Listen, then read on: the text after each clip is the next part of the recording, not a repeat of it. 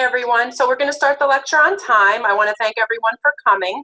I also just want to mention during the lecture, Matt will say a code word or words that you write on the affirmation and send back to me. That is how you get your certificate. Don't worry, at the end of the lecture, I'm going to resend everyone another copy of the affirmation along with the materials for the lecture. So if you don't have it, no worries. Right after the lecture, I'm going to send everyone everything that they need. So I'm going to introduce Matt now. Matt Warner has been practicing attorney for 25 years and maintains his office in White Plains, New York.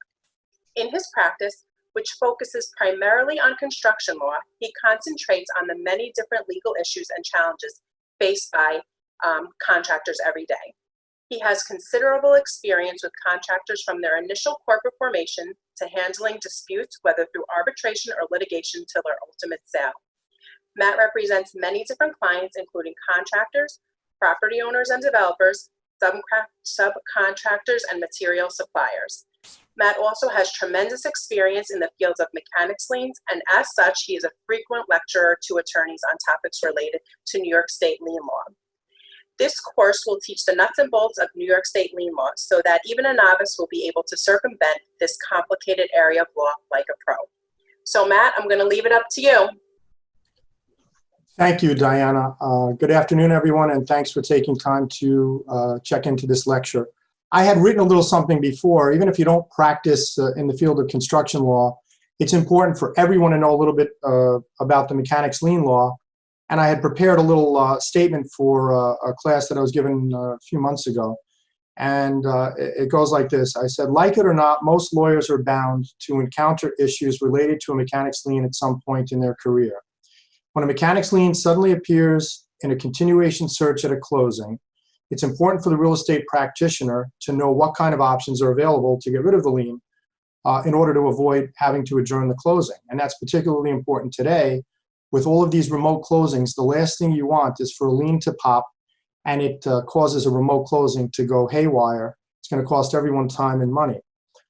So that's why it's important to have a good overview of the lien law and how to get rid of a lien potentially, or how to represent a contractor or someone who needs to get paid. And just as the lien can operate to thwart a closing and hurt someone who's selling, it can also help to get someone paid who deserves to be paid before somebody sells a home and moves out of state. So this course is going to teach you some of the nuts and bolts relating to the lien law so that even a novice is going to be able to circumvent the lien law so that they're able to handle things like a pro. Just as a practical matter, I had a client come to me perhaps 6 or 8 months ago before the whole coronavirus problem. And it was exactly as I had explained. 2 days before the closing, they had a dispute with the contractor. The contractor filed a lien, and it wasn't for a huge amount of money. And as we're going to talk about during the seminar here, the contractor basically said to the homeowner, haha, you're going to end up paying me. And no, the homeowner didn't pay the contractor. We bonded off the lien, and we were able to get rid of the lien because there were some fatal flaws. And in that instance, I don't think the contractor was too happy. So with that, I have some notes. I'm going to read my notes, and then I am going to take questions if they're relevant and on point. And I can also interpose some of my personal experience with getting rid of liens, helping to file liens, and giving you some insight into the law. So ironically, the lien law today has its roots going back over 100 years, was first codified like in the 1880s. And lien law section 2 offers a set of definitions which is virtually unchanged. And those definitions come into play even in the current day when we're filing a motion or when we're opposing a motion filed by another side. We frequently come up against a law that's being quoted from 100 years ago. There was a famous book which is now out of publication. I've been trying for years to get a hold of it. It's Jensen on mechanics lien. And any of the real construction law practitioners have a copy of this sitting on their shelf, and they're able to refer to it because many of the sections of this book are still on point today. So today we're going to be talking about private improvement mechanics liens as opposed to public improvement mechanics liens. We'll talk a little bit more about that in a couple of minutes. So the lien law sets forth all of the formal requirements for asserting a mechanics lien and for perfecting a mechanics lien, as well as for enforcing a mechanics lien. And although the lien law is to be interpreted liberally and construed in favor of the beneficiaries of the statute pursuant to lien law section 23, you still need to substantially comply with the lien law, or your lien is going to be subject to dismissal. Dates are extremely important when filing a mechanics lien, and we'll talk more about that a little bit later. Now, what happens? A lien is acquired by the filing of a notice of lien, and as was stated earlier, a lienor must substantially comply with the requirements of the lien law, or the lien will be considered to be defective. And the famous case on point for that is Fife versus Sound Development. I think I actually, yeah, we're getting towards the end of the first page of this PowerPoint program here. Okay, so while courts are going to liberally construe the lien law, they're powerless to enlarge the lien law's scope or forgive fatal flaws. We'll talk a little bit more about what are fatal flaws later on. A fatal flaw might be a failure to describe the property. That's why it's really important to make sure you have a good property description, and we'll talk about that in a little while. Now, a lien which describes more property rather than less property has been held to be valid. And then once it's filed and on record, a private improvement mechanics lien becomes an encumbrance on the title to the real property, and since it effectively attaches to the ownership interests, or even somewhat less than an ownership interest in privately owned property. But it's important to recognize that a mechanics lien cannot step in front of another encumbrance which was filed before it as far as prior time. For example, I was involved with a project, I think it was at 40 Wall Street, where this is about 10 or 12 years ago, where the developer had taken out a number of mortgages to build this spectacular building or renovate this spectacular building. And what happened was the market started to turn, so there were a tremendous amount of liens that were filed, but all of the liens came after the mortgage and several mortgages. So what happened in that case was the lenders got involved through a mortgage foreclosure and actually wiped out all of the mechanics liens that had been filed at a point in time after the initial mortgages were filed. So in that case, the filing of the lien really didn't have much of an effect. There was a limited pot of money, and the developer went out of business, and you can't get blood out of a stone. So in that case, a lot of contractors who weren't careful and let the payments get too big got stiffed out of a lot of money. Now, what are the purposes of a private improvement lien? There's three main purposes. One is to acquire the protection of an enforceable security interest in the property. And two, which is an important one, is to give notice to those who are considering buying or acquiring an interest in the property, or those who are about to give a loan or a refinance loan or a mortgage based upon the fact that, that there's a lien there. They may reconsider giving such a loan. And it's also, it gives the lienor, the person filing a lien, a potential to recover when they normally or ordinarily may not be able to recover against a party with whom they're not in privity. For example, if you have a situation where you have an owner who hires a construction manager or general contractor, and then the construction manager or general contractor hires a subcontractor, perhaps an electrician or a plumber or a drywall contractor or a painter, and if that party doesn't get paid by the GC or construction manager, they can file a lien, which they notice the owner and they notice the GC. And if there are still monies that are going to be coming due to the GC or construction manager, there's a potential for recovery against those monies, which are being held by the owner. So we'll talk a little bit more about that a little bit later. Now, what are the interests to which a lien may attach? Okay, the lien attaches to various interests in the land. For example, a mechanics lien on behalf of a supplier of building materials may attach to the ownership interest on the property on which the building is being constructed.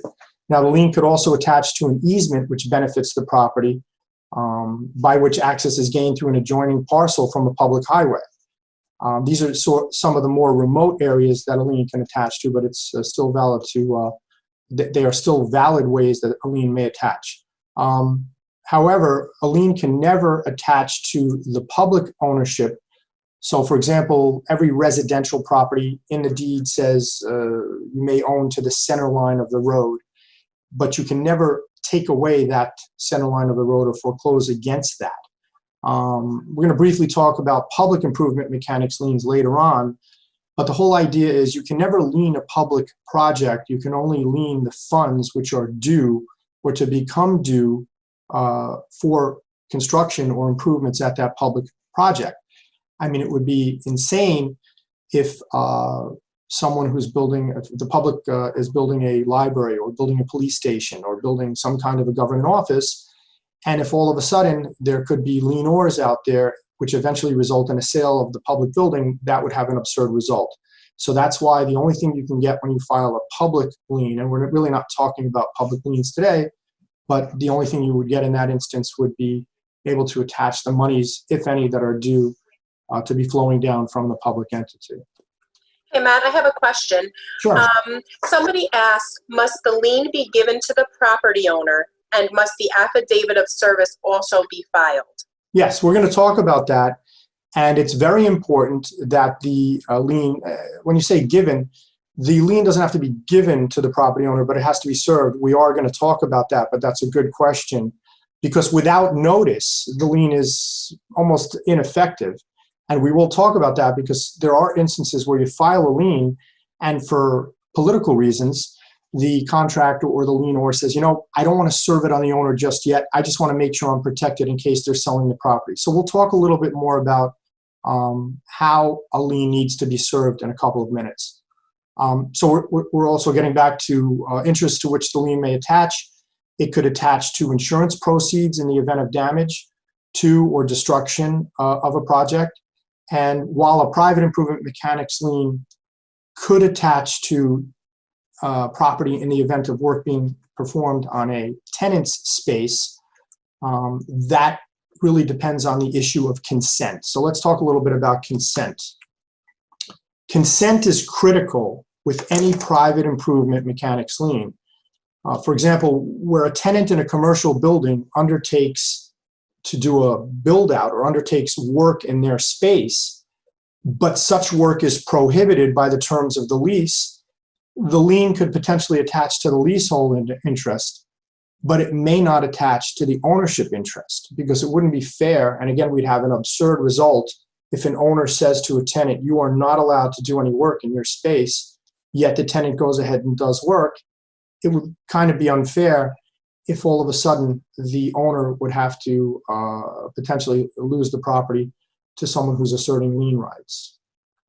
Now, the consent required of a landlord to a tenant improvement is not necessarily consent given to the tenant by the landlord, but consent given to the contractor.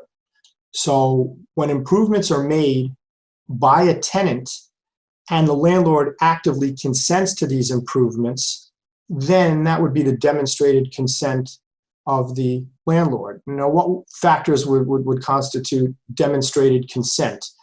Well, I think naming the owner as an additional insured on the contractor's insurance policy, that would be something. Having any kind of a letter or correspondence between the contractor and the owner would be something. I'm thinking in terms of a strip mall where a contractor says, hey, I want to do work on Joe's liquor store. Mr. Owner of the strip mall, here's my insurance. Do you have any other requirements? And certainly the owner can't turn around later and say, well, I didn't know the work was going on, and therefore I didn't have consent to the work going on. Now, again, owner's consent or actual participation in the permit approval process is something else. If a tenant is going to the landlord and getting the landlord to sign on permission to apply for a sign permit, that would certainly be considered to be consent. Now, the issue of consent, we're going to talk a little more about co-ops and condos in a few minutes, but the issue involving consent, it's interesting when it comes to co-op apartments.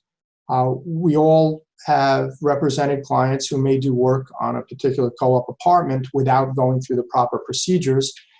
And it's unfortunate, but a lot of the co-ops have made such restrictions. They want you to sign an alteration agreement. They want you to agree to have the work done within a certain amount of time. So certainly for large projects, people do go ahead and get the consent of the co-op board. But on smaller projects, a small bathroom renovation, new kitchen counters, something involving a bathroom, we've all seen it where clients have a contractor that sort of sneaks in, does some work, and then if they don't pay, if the owner doesn't pay the contractor in that situation, the contractor goes ahead and files a lien. And in that instance, I don't think consent is there. I was involved in a case where we had a co-op apartment where someone had performed work installing shower doors. It wasn't a huge claim. It was about $20,000. And I was representing the co-op in that instance. And I said, you don't have consent. And I made a motion to have the lien dismissed. And the argument made by the contractor was, well, the super knew I was there. He's my friend. He refers me to other people in the building. And I was able to successfully argue that the super, knowing this shower door contract, was not enough as consent being granted by the co-op itself. There's not a lot of cases on point involving consent or any other matters involving co-ops, because what happens many times is when you purchase a co-op, there's a proprietary lease clause someplace in the proprietary lease that says if a mechanic's lien is filed against the building, you, the unit owner, the shareholder, have to get rid of the lien. You have to either pay it or bond it within a very short period of time. And that kind of explains why there's not a lot of cases on point. In talking about consent in general, we have a number of cases which have evolved to show what constitutes consent and to hold an owner liable in situations where the work performed on behalf of a tenant, the owner's consent must be demonstrated by an affirmative act. We talked about that already. We also have other cases where there was a case of Arden versus Suga Development, where we had an owner that knew some work was being conducted at the leased premises, and the mere knowledge that the owner knew some work was being conducted did not arise to the level of consent. Several years ago, I represented a very large electrical supply company that would supply generators and load banks to large commercial property owners. I guess when there's a tremendous amount of electricity going into a building, they have to power everything down, and this is a very involved process that takes place on weekends when people are not present.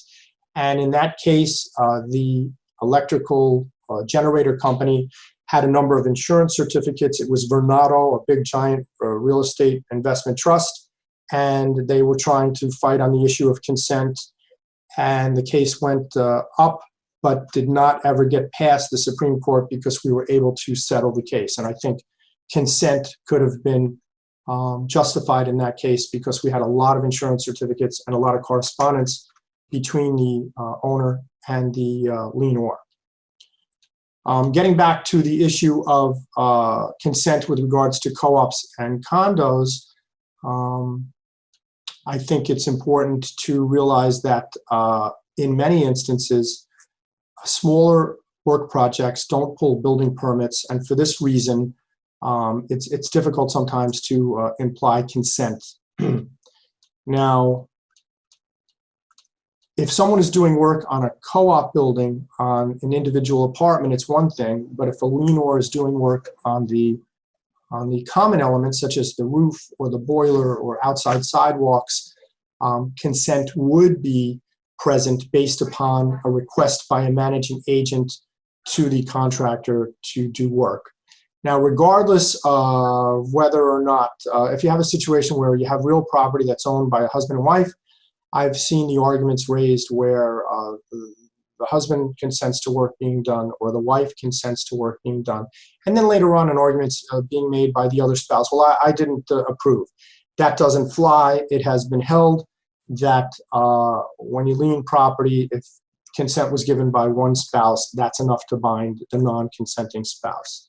With regards to condominiums, the filing of a mechanic's lien is generally not as effective, and it can be very problematic because the difference between co-ops and condos, of course, is that in a 100-unit co-op building, every unit is still owned by the apartment corporation, and the apartment corporation owns the underlying real property.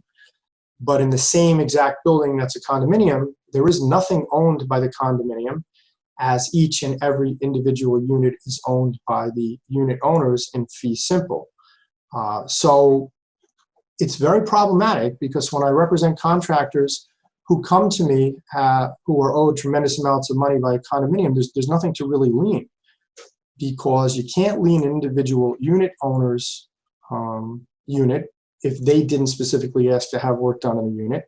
So when you have a situation where a lienor has done, let's say, a new roof and is owed tremendous amounts of money, there's nothing to lien, because the building itself doesn't own anything, since each unit owner owns a percentage of the common elements.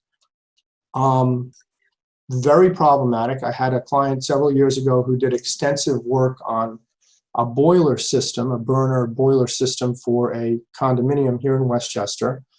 And at the end of the project, the condo said, sorry, we don't have any money, we're not paying you. The client came to me, there was nothing I could do, there was nothing to lien, and we ended up suing the condo. It didn't stop sales from occurring. It was extremely frustrated, and we found out years later that the condo must have owed a lot of people money, because they were running their bank accounts to another state. I think it was Pennsylvania. We were finally able to lock up some accounts. We had to hire a Pennsylvania attorney, but we got the client the money. But it was extremely problematic. My suggestion to anyone who represents contractors who do work on condominiums is to be extremely careful, get as much upfront money as possible, and know who you're dealing with. I've also had situations where the client contractor tries to go after the managing agent, whoever initiated the contract, and many times the contract will be signed by the managing agent. But if the managing agent discloses that they're an agent for the disclosed principal, in that case, the disclosed principal being the condominium, it's going to be hard to go after the managing agent for funds that are owed by the building. Matt, can I interrupt and read a couple questions? Sure, go ahead. Okay. May a landlord disclaim liability in circumstances where the landlord is required to sign a permit application on behalf of the tenant's work? Is mere signature by the landlord on the permit application deemed consent? Well, of course, I wouldn't be a good lawyer if I didn't say anything can happen, and we still deal with human judges, and human judges make mistakes and have different opinions. But I would say if a landlord signs off on forms where the landlord knows work is going to be done, it's going to be very hard for the landlord to wiggle out of paying. However, there's other defenses, and just the way a co-op has a proprietary lease, every single heavy-duty commercial lease that I've ever read has a clause in there which says, in the event the landlord gets dragged into a mechanics lien action, the tenant has to take care of the lien immediately, or they're going to be in default under their lease. So I think in that circumstance, the landlord won't be able to get out of the case, but I don't necessarily know if the landlord's going to be writing the check, but certainly the landlord's going to have rights against the tenant. Was there another question? The other question is, in a situation where a contractor is doing work in a condo or co-op without an alteration agreement, what can the contractor do to show evidence of consent? Okay, good question. No, you're going to have a problem. For those who may not know, the alteration agreement is a standard document that every single condo and co-op requires, which sets forth the insurance requirements and other requirements for the contractor before the contractor is allowed to step foot in the building. So if you don't have an alteration agreement, in my opinion, there's going to be a presumption that somebody was trying to sneak around and do the work without the building's consent and permission. So I think there could be a problem there. It's not going to stop somebody from filing a lien. And in that instance, I would always say to the client, you know what, file the lien. It used to be cheap and easy. It's not so easy now because of the coronavirus, but that's a different story. So I would say file the lien, and hopefully it'll bring the non-paying unit owner tenant under the proprietary lease. It'll bring them to pay. And if the lien is subject to being fought, I don't think there's anything that would be considered slander of title. You have a right to file a lien in that instance. It's not a completely bogus lien. So I would say in that instance, it's going to be hard without the alteration agreement signed. Any further questions? I have one or two. Do you want to take them now, or you want to wait till the end? No, sure. Why not? Does a lien on the common elements affect the individual condo sale? No, that's the whole problem. You can't lien okay. There's no ability to file a mechanics lien against all the common elements unless the building is coming up out of the ground and is a brand new building, which I'll hold that for purposes of this answer.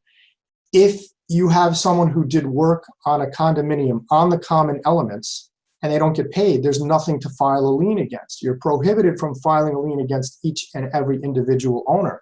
So yeah, in that instance, and that's my case, exactly what I had several years ago, where we had a situation where the lienor had a valid rights to file a lien, but there was nothing to file against, because when a condo is sold, all of the common elements are broken up and each individual unit owner owns a percentage of the common elements. Now and I haven't tried this, but the only thing that we were thinking about is if you have a contractor who does work on a condominium building where there's a dedicated apartment for the superintendent, and that is prevalent, maybe not so much here in Westchester, but in the city, if there's an apartment that's used by the super, that might be titled in the name of the condominium, and I would certainly think we'd be within our rights to file a mechanics lien against that individual unit and perhaps commence a foreclosure action to go after that unit to get paid.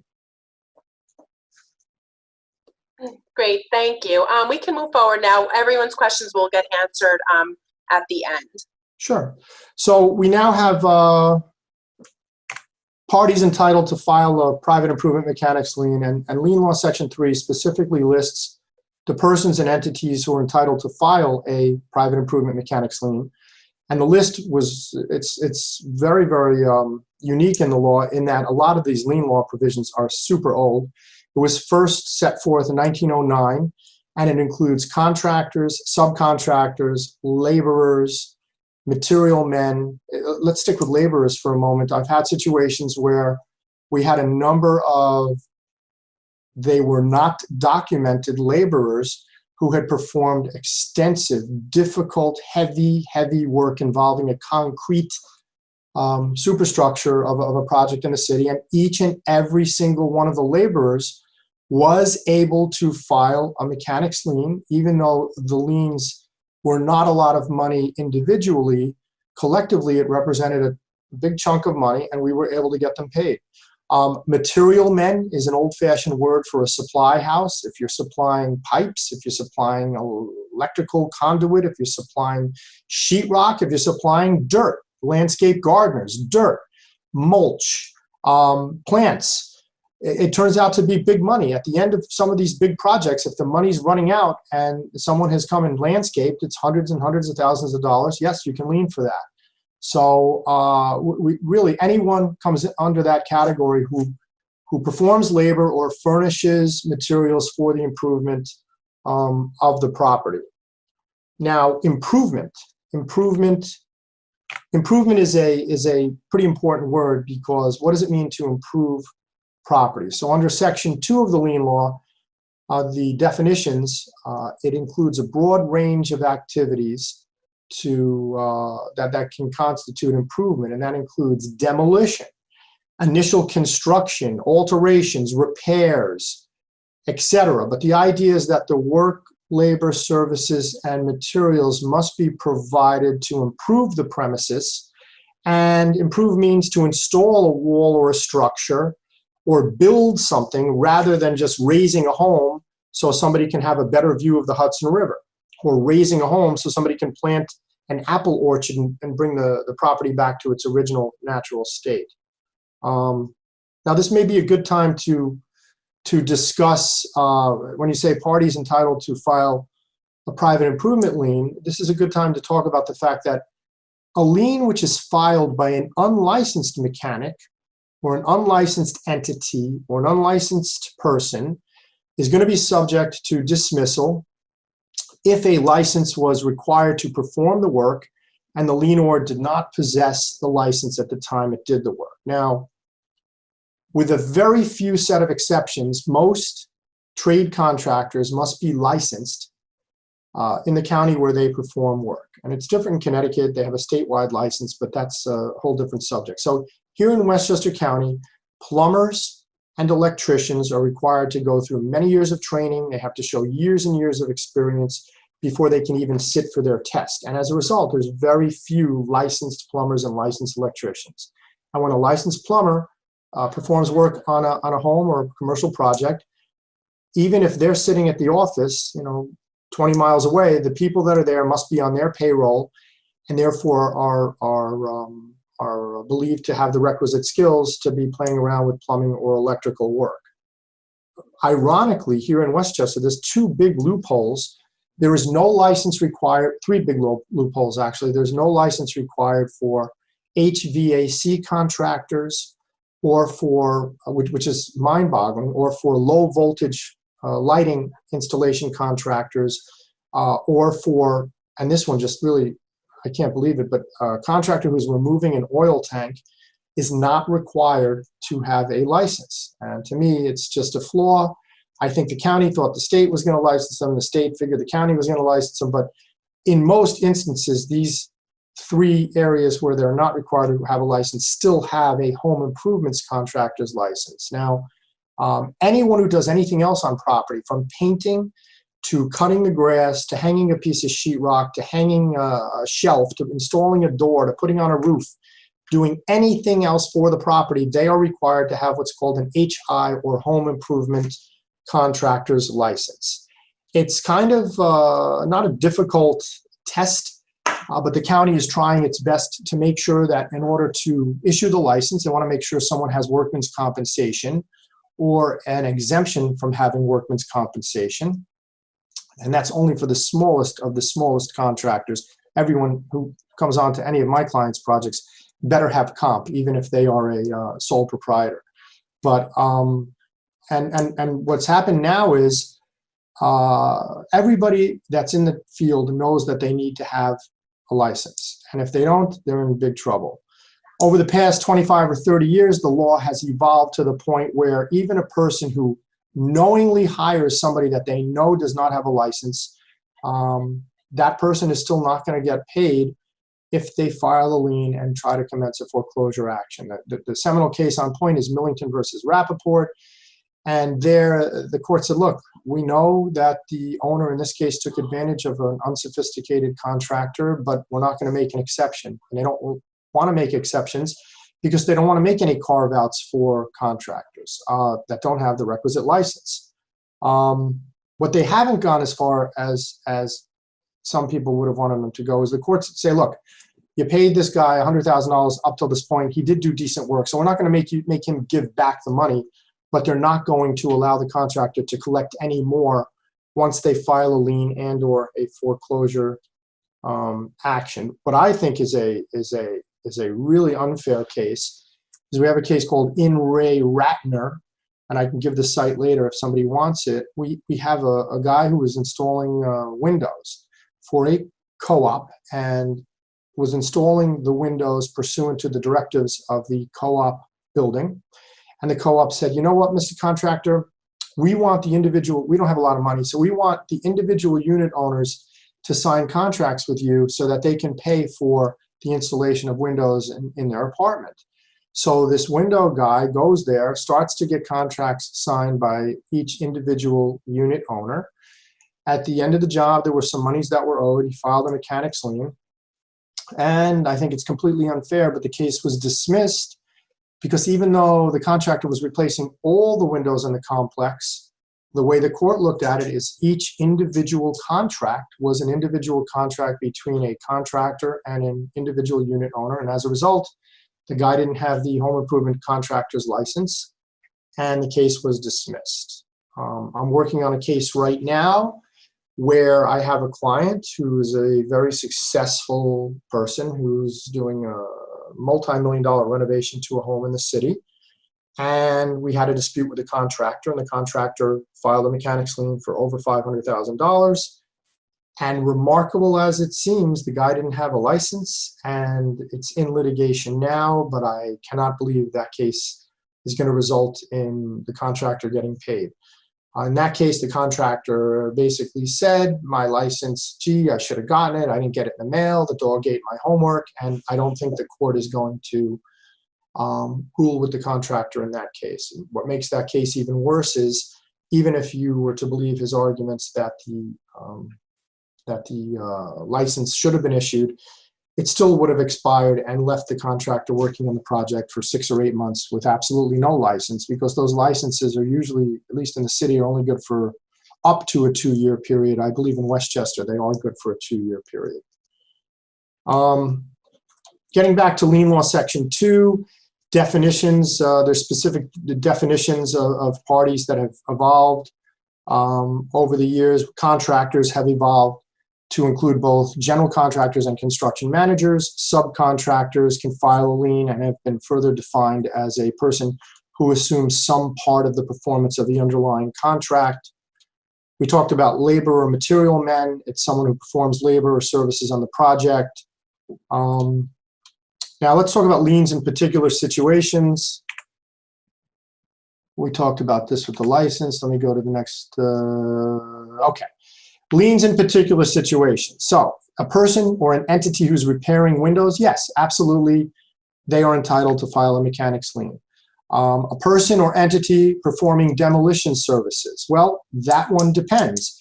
If someone has hired to demolish a structure because the owner is going to be building a bigger structure, then I think that's a lienable event.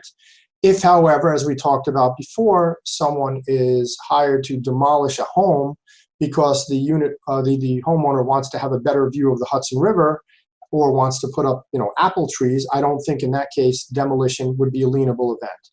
A person or entity performing mortgage broker services, no. Unfortunately for the mortgage broker industry, and I know it's gotten very difficult, they can't file any kind of a lien.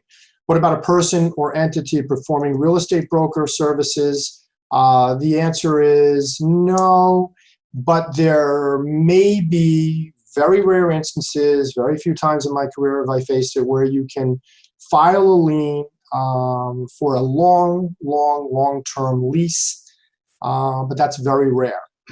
What about a person who's doing fuel oil delivery? Nope. However, fuel oil delivery is considered general maintenance, so that's something that's not going to be lienable. But if somebody is delivering diesel fuel to power the backhoes or to power the machinery that's digging a hole for a new building that's coming up out of the ground, then absolutely that would be a lienable event. What about architects and engineers? Absolutely, architects and engineers are the only two professionals who are able to file mechanics liens.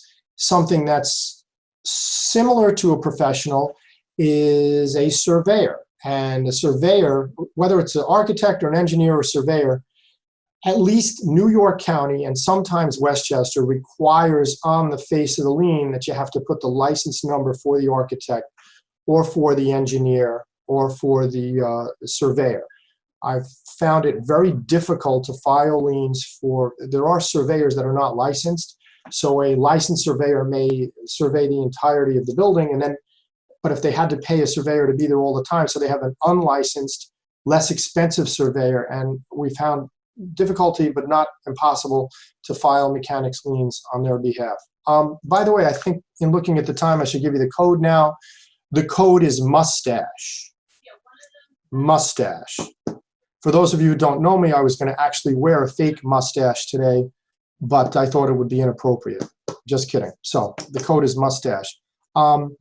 Getting back to parties able to file a lien, what about patrol and guard services at an open construction site? Absolutely. I had a couple of big liens that I had to fight off in that regard. But what about a patrol or guard service that's there, generally keeping the building safe after it's up and there's no further improvements? No, I don't think that would be a lienable event.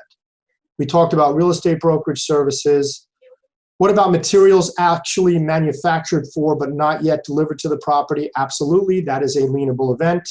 The difficulty becomes in trying to find out where that material was supposed to go. I've had liens filed, let's say, by an electrical supply house who says, well, we have all these materials, we've custom made these lights, but we haven't yet delivered it. The difficulty becomes in really finding out if it was custom made for that particular project or not. What about the rental value for machines, tools, or equipment used or operated by a contractor or subcontractor? Absolutely. Now, let's talk about property subject to a lien. Pursuant to lien law, section 4, a private improvement shall, quote, extend to the owner's right, title, or interest in the real property improvements existing at the time of the filing the notice of lien or thereafter acquired, except as hereinafter this article provided, unquote. However, because the lien can only extend to the property interest of the owner as of the time of the filing of the lien, a person or attorney desiring to file a lien must really make a really good job of identifying the proper name and address of the owner of the property as of the date of the filing of the lien.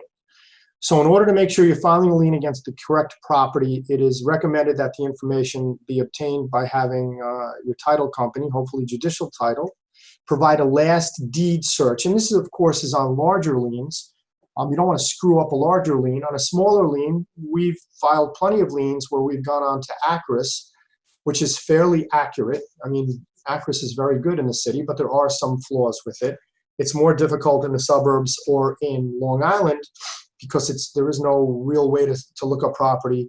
Well, at least in Westchester, there isn't. In Long Island, there is. But you want to really make sure you know who the correct owner is. And the failure to properly name the owner is a fatal flaw. All right, the amount of the lien. This is where I see a lot of liens that become flawed because the client is irate that the client does not receive money and they want a lien for work that wasn't done or services that weren't yet performed, or they want to file a lien for lost profit. You're not allowed to do any of those things. So a lien can be filed for a sum which includes the amount earned and unpaid on the contract at the time of the filing of the lien and any sum subsequently earned on the contract. However, a lien cannot be filed for contract damages. It can include sums for profits other than that which was included in the contract. So a lien can include finance charges, a lien can include attorney's fees, anything that is not related to the cost of the improvement cannot be included in the lien sum.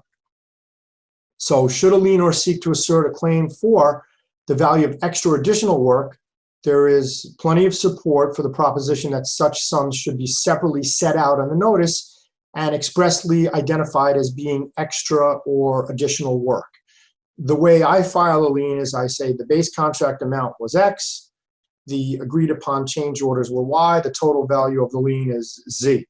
I'm always careful to make sure my clients understand that they're only going to get the fair and reasonable value, or at least the lien should only be filed for the fair and reasonable value of the amount they would be due if they did a walk away with the owner and the owner said, you go your way and we go our way. Now, the lien notice must show the calculations by which the lien amount may be discerned. So the lien must state the amount due or unpaid, and I like to set forth all information so it's crystal clear. So I state when making my liens is when I file a lien, I set forth the total agreed upon amount for the base contract work was, $100,000. And the base contract work completed to date is, let's say it was 90%. So then I would be showing a number of 90,000. The change order work, let's say it's 10,000. As long as I can delineate on the lien to show that we're not filing for any more than the work that was put in place to the last day of the lien. If you're looking at the lien on its face and it's hard to figure out the numbers, something's wrong, and that may make the lien subject to summary dismissal. When I'm saying summary dismissal, there is no device in the lien law that allows you to just get rid of a lien. You have to start by demanding an itemized statement, and we can get into that a little bit later on during the lecture. Now let's talk about the actual filing. The original notice of lien must be filed in the office of the county clerk for the county in which the real property is located. Lien law section 10. If the property is subject in 2 or more counties, I've only had one of those in my whole career, then you have to file it in both. It's best to identify the property in as many ways as possible. I always include a street address. If there's a second street address or a common name by which the building is known, such as the Empire State Building. I would put that in there as well. You want to have the tax map. In the city, it's always block and lot. In the suburbs, it may be section, block, and lot.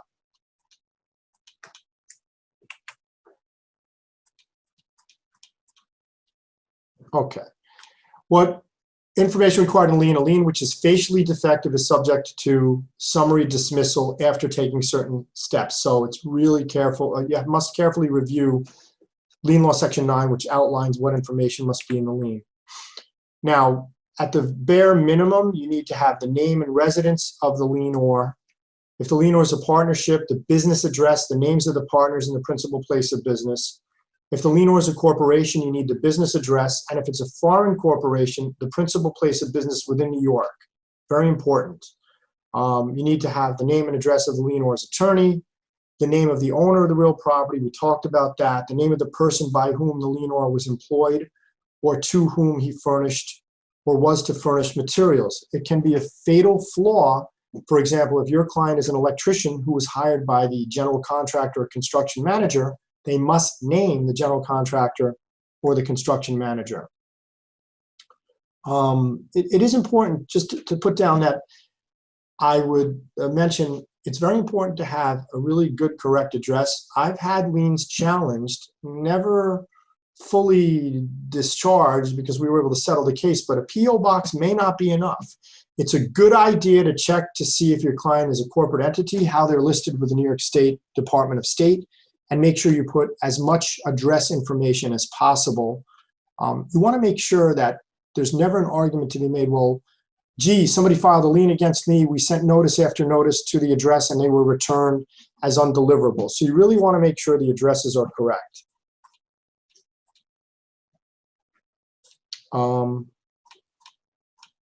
So you want to have the name and the address of the lienor's attorney, the owner. You want to set forth the labor performed or materials furnished, and you want to give as good of a description as possible. You want to have the amount unpaid to the lienor. You want to have then the first and last dates that work were performed, and that's very important.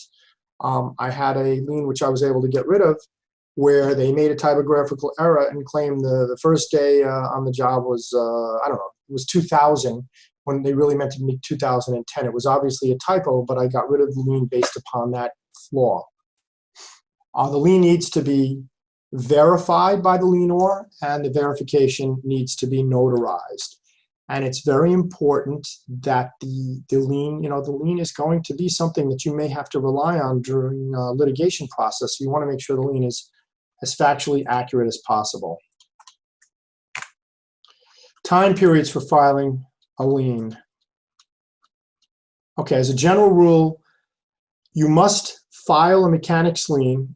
It can be filed at any time during the progress of the work or within 8 months after the completion of the contract or 8 months after the last time you're on the job.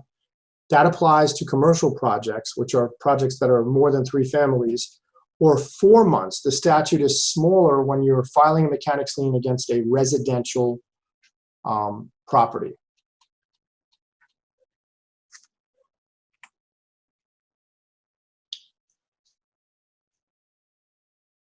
Now, something that's very important to talk about, one of the handouts here, I believe there's a handout that Diana is going to be, if it's not already, I can't see it on my Zoom screen, but I've given a sample notice of mechanic's lien. And something that's very important is on my form, which I've created and taken a little bit from Bloomberg and borrowed from other attorneys, on my lien, on any good lien, towards the bottom of the lien, there's a statement that says the said labor, services, and materials were performed and furnished for and used in the improvement of the real property hereinbefore described, that 8 months have not elapsed dating from the last item of work performed or since completion of the contract or since the final performance of the work. This happens to be a lien that I'm looking at here, which would be filed against a commercial property. That same lien, if this lien was going to be filed against residential property, I would have changed the 8 months to the 4 months. What has happened, unfortunately, a bunch of unscrupulous attorneys and lien filing services have removed the 8 months or the 4 months from the lien form itself. And what this has done is, we'll talk in a couple of minutes A lien against commercial property can be extended. A lien against residential property under most circumstances can't be extended as of right. It can be extended with a court order under very specific circumstances. So what I found is some unscrupulous attorneys and lien filing services have removed any reference to 8 months or 4 months, so they file a lien against a single family dwelling. And then when the renewal period comes up a year later, they file a renewal, and the county clerk is powerless to do anything because the county clerk doesn't know if it's residential or commercial property. As a result of that flaw, I helped to propose legislation which was supposed to be signed by Governor Cuomo. Unfortunately, the coronavirus has taken much of his time at this point, and he's not signed it into law yet, but at some point the lien law is going to be amended. So there will be a statement on the lien law where you're going to have to swear it's residential property or you're going to have to swear it's commercial property. And this is a good change to the lien law, one of the few changes made in the past 50 years. And that'll be very important to make sure liens don't get renewed against residential property where they really shouldn't be renewed. Now, how do you serve? I saw a question.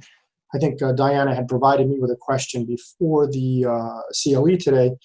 Someone wanted to know how to serve the notice of lien. It's very simple. The lien law provides that you got to serve a copy of the lien within 30 days after the notice of lien is filed, or up to 5 days before the time it's filed. This is important because there are instances where you want to file a lien, but you don't want to serve it because you don't want to alert the owner to the fact, that a lien is on its way. So the best way to serve a notice of lien is with certified mail. You look up the property on Acris, or you get the owner's information and the general contractor's information, or the construction manager's information, or the subcontractor's information if you represent a supplier, and you want to serve it on anybody by certified mail. I've been asked many times what happens if the parties refuse the certified mail. It doesn't matter. You have the green receipt showing that it was refused. You have the proof of mailing with the post office. And now more than ever, I would hold on to all of the proof of mailings because the post office, since the coronavirus, has been less than reliable. And I would really hold on to all of your receipts to prove that you served it by certified mail. In my whole career, I've only served it personally, which you can do a couple of times. There's no need to do that. It's very important to realize that until the owner is served with a copy of the lien, if they make any payments, they're not making those payments to their detriment. For example, if an owner has a last $100,000 payment to the general contractor and you represent a subcontractor who is owed money, if the lien is not served on the owner and he makes that last $100,000 payment, you may be out of luck. However, if you serve the notice of lien on the owner, any payments made after that point are made to his or her detriment. And that's important because later on you will find that some of these owners want to get their project finished and they're going to pay payments even after being served with the lien. We talked about this, methods of service, that's fine. Very important to file proof of service, because if you don't file proof of service, within 35 days after the notice of lien is filed, the lien will become defective. And this is very important. There's plenty of case law on point. There's no reason to wait. If you're gonna go ahead and file a lien, my suggestion is just go ahead, file the lien, serve it right away, unless there's an outstanding reason to withhold service on the owner. We talked about this. Until the owner's been served with the copy of the notice of lien, any payments made are not made to their detriment. Duration of lien and notice of pendency. We talked a little bit about, well, maybe we didn't talk about this. As a general rule with residential property, a lien is good for 1 year. So within 1 year, the lienor must commence an action to foreclose the lien, and as part of the foreclosure process must file a notice of pendency. Notice of pendency must be served on the owner, a shorter period of time than the 120 days allowed for other actions under the CPLR. With commercial projects, you can renew the lien once as of right, and then prior to the expiration of the year extension period, you must commence a foreclosure action. There are certain circumstances where you can go to the court and seek additional time, but those circumstances are quite rare. We talked about this. And if the lien against either commercial property within 1 year is not foreclosed, or if it's not extended and not foreclosed against commercial property, the lien is going to die by operation of law. Certain counties will automatically expunge the lien. New York County is pretty good about that. Certain counties do not expunge the lien. And if a year goes by and the lien was not foreclosed and you're trying to sell or refinance, or you have a bond that you've put up, you have to go forward and get a court order confirming that the lien was not foreclosed or extended.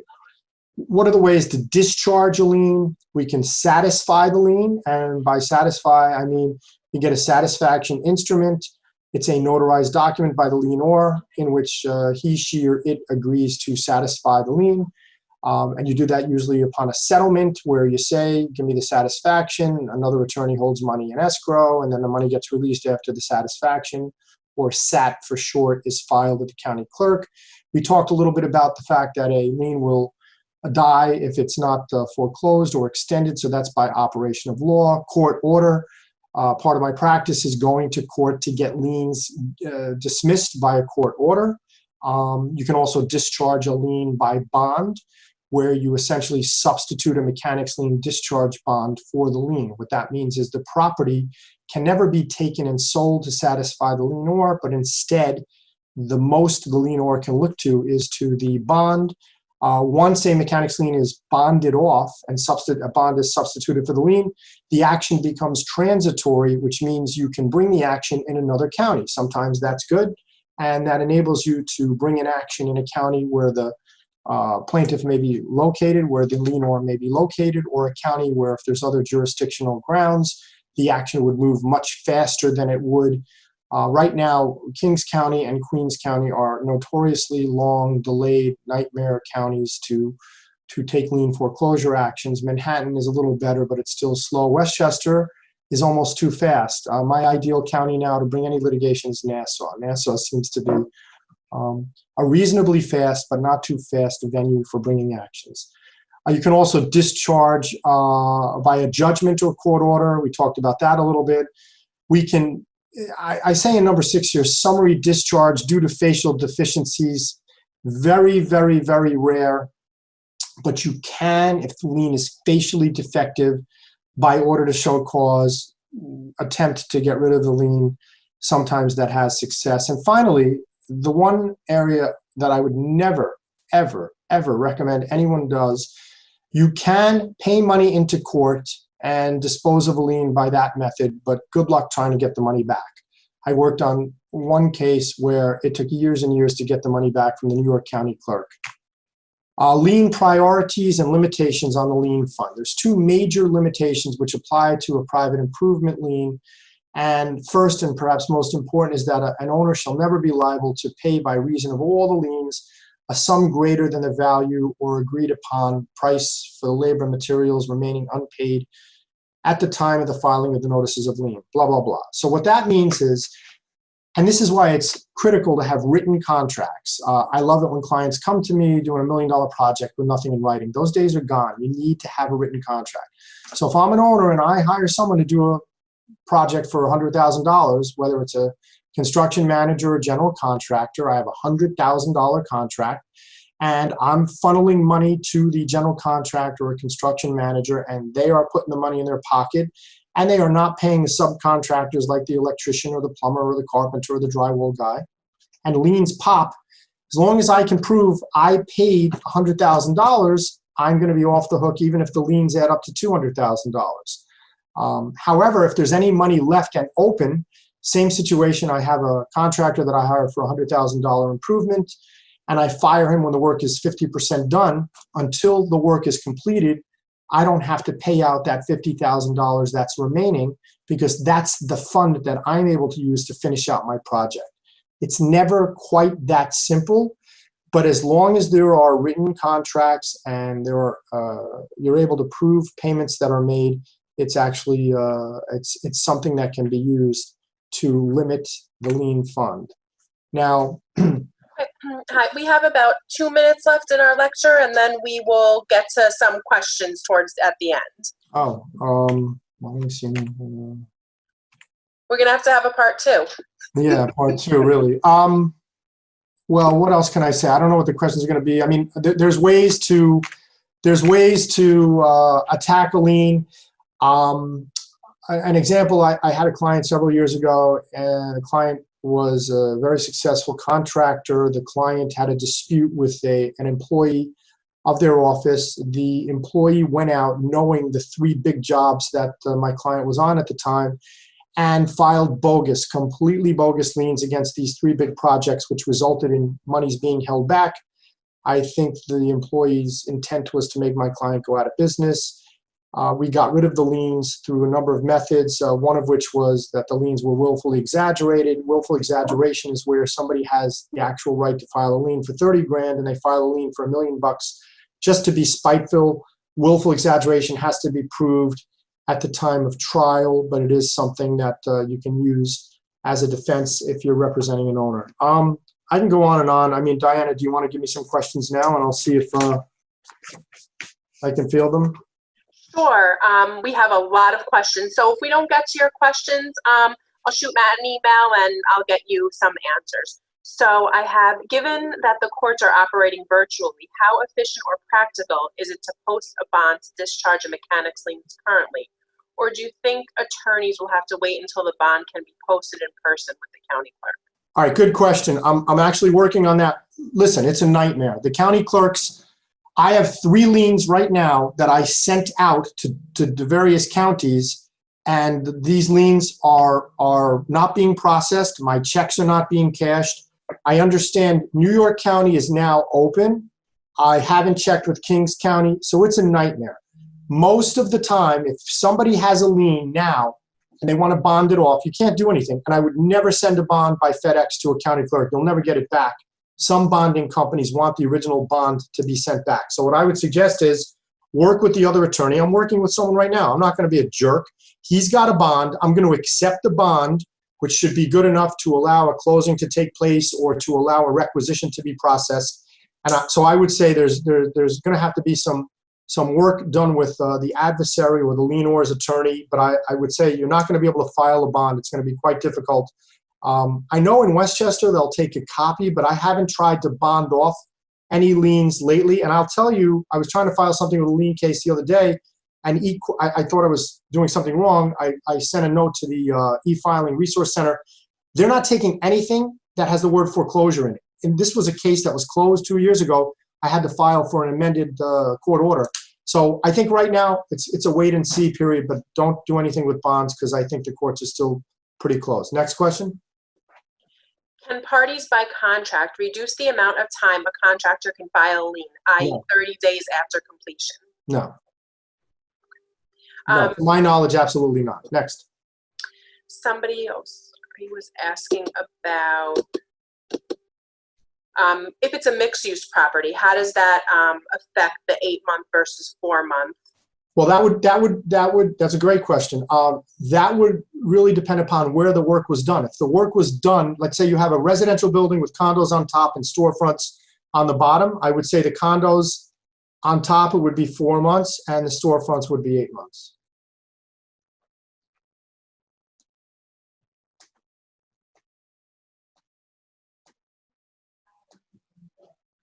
Hold on, I lost your audio. Sorry. Can a contractor file a lien on work not yet begun, but based upon construction loan, which was denied by the bank? No, well, in New York County, they don't let you file, give you a very hard time filing for pre-construction work. I've gotten away with it, but it's not easy. But if you're a contractor, until you start actually doing work, you can't file a lien. Can you file a lien against property owned by a new owner when performed work for the prior owner? Hold on. What? Somebody wants to know if you can lien a new owner when the work was done for the prior owner. Not a simple answer. I've tried it and won. I've tried it and lost. So if you did look, at every closing, let's put this down to its simplest example. At every closing, every attorney that's done a closing sees in the deed, they have that stuff in there about the lien law where it says the grantor has not violated the lien law. if there's people out there that are supposed to get paid, the seller is always representing that he or she or it is gonna pay those people. But what happens when you're at a closing and the lien hits a week after the closing for work that was done when it's going to be problematic? You're not going to get the title insurance company to pay because the lien hits after title close. So the short answer is it's subject to interpretation. And I've won those and I've lost those. I don't remember exactly what the law was, but I don't think it's an easy yes or no answer. Next question. Can the power of attorney given by a condominium unit owner to the board be interpreted as consent? No, absolutely not. What happens if a tenant is looking to get out of a signed lease before construction began, but already bid out and signed an AIA with a contractor? Post-COVID, no construction will take place, and we want to terminate the AIA. That's way beyond the scope of this lien law seminar. That's a great question, and we are all grappling with how to get out of contracts and how to keep people in contracts, but I have no idea how to answer that. Next. What if there is an HOA and work is done for the individual homeowner's dwelling? That is responsibility of the HOA. The owners pay a maintenance fee to the HOA. What may be liened? I mean, my immediate meatball answer would be if the HOA hired someone to do work on an individual's home, I don't know. That's one somebody could send me an email. I could talk to them about it. I don't necessarily know if the contractor is going to have lien rights in that case, but it's a good question. Never faced that before. Next. Can construction managers lien? Yes, absolutely. In Nassau County, is the county clerk presently open for filings, or is it being done electronically only?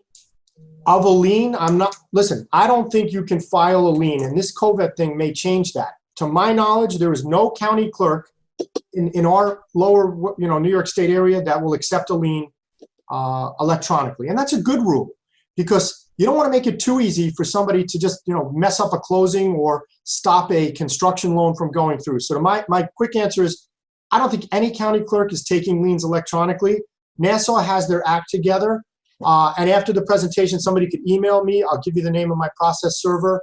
I've used Nassau County Attorney Service as well, but I just don't have the answer. Okay, we have 4 quick questions left. Pardon me if I'm mispronouncing this, but can the contractor collect on the theory of quantum meruit? Depends. The contractor, without a specific, without a written contract, it all depends. Quantum meruit I've seen it where a lien gets kicked and quantum meruit enables somebody to seek remuneration, and I've seen them get paid on that. So the short answer is, in certain circumstances, yes. When you start an action in a case where a bond is posted, is it still a foreclosure action? Yes, you need to prove each and every element under the lien law. You need to timely commence the action. You need to pretend the lien is in place. The only difference is, at the end of the day, instead of forcing the property to be sold, you're going to go after the bond, the money that's there behind the bond. Okay. If a contractor purchased the materials but the work didn't actually start yet, can the contractor recover the cost of the materials?